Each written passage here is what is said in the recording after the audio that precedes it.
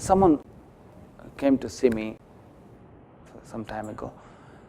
He came and he said his son was not able to focus in his education, and he asked me if I had some guidance or some words of inspiration, gave him some insights.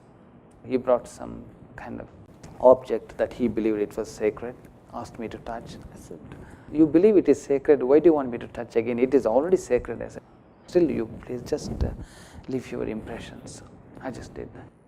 Anyway, and then he comes back after some time, and he didn't talk about his son's studies. He started talking about buying his house. The deal was not getting through or some kind of problem like that. And I asked, how is your son? Oh, that's okay, now he's fine, that's okay. And let's move on to this topic now. And again, his house really had a problem. He got resolved of that and really moved into a better house. And his friend came and said that he has got really good news. He is coming now to see, because both of them used to come together. And then he came. Then what happens? He says that he wants to migrate to some country.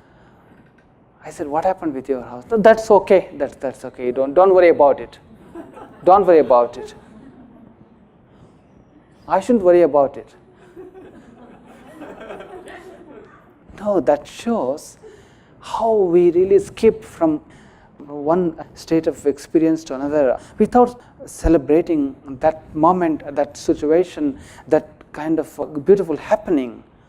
That is the secret of real growth. That's the secret of resolving major problems, but we don't do. We cannot take things for granted and go.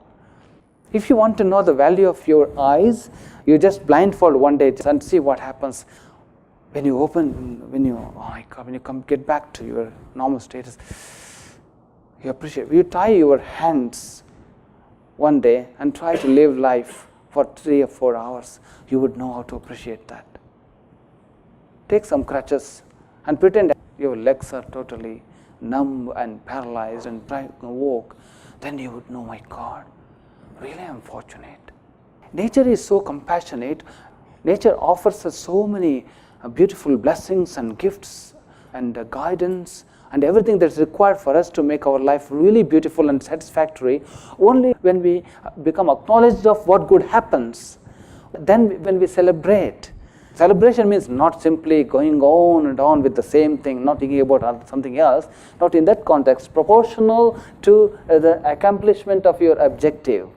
Proportional to the accomplishment of your goals, you have to celebrate. Then you become prepared for the next moment and next challenge, isn't it? If you're not prepared, you can't. Just, I know it may sound easy when you talk, when you literally experiment in life, it is not always easy because you become alone. And again, as I said, the anti-force means it's also positive force. It's also positive force because that force is there only to make us awake, always keep us active and alert. Otherwise, if there is no resistance, then we will not have desire to achieve something. We need resistance. For instance, you go to a shop and you ask, how much is that shirt I want to buy? No, you don't ask about that shirt. Please talk about that shirt, not this shirt. The salesman says that. You say, why can't I talk about this shirt? You can't buy this. You concentrate on that. No, at least tell me the price. No, I don't want to tell you even. Then you say, no, resistance. Okay, let me challenge this. Well, how much is that? Then tell me. That used to be the secret of vegetable vendors in India. As a kid, when I used to go asking for vegetables, how much is that per kilo? There used to be no fixed prices about 20 years ago. You had to go and negotiate. Only then you can have a deal. So you feel, God, I got a good deal. I got the vegetable. My God, such cheap rate. So even they also celebrate, my God, I really got you. And so it was fun at the end of the day and personal interaction. And the vegetable vendor lady was so smart, and I was standing there, and the one guy came and asked how much per kilo the tomatoes. Then she said, look your face in the mirror. She said to him, I was wondering, what's wrong with him? No, it's clean.